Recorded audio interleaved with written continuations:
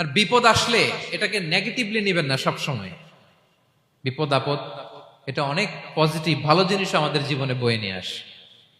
শাইখুল ইসলাম ইবনু তাইমিয়া আলাইহি রাহমা উনি বলতেন, খুব দামি কথা, খুব হেভি ওয়েট কথা, মনোযোগ দিয়ে শুনুন। তিনি বলতেন, যে নেয়ামত তোমাকে আল্লাহ থেকে দূরে সরায়, ওই নেয়ামতের চেয়ে বিপদ ভালো, যে বিপদ তোমাকে আল্লাহর দিকে ধাবিত করে।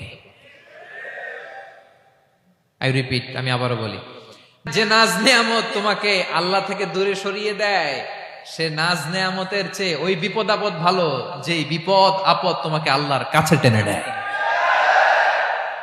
তাহলে বিপদ আপদ আসলে আপনি হতাশ হবেন?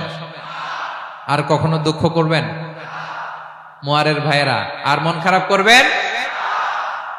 আপনি খেয়াল করে দেখেন, বিপদ আসলে আমরা আল্লাহরে ডাকি বেশি। যখন অসুস্থ আপনি খেয়াল করেন তো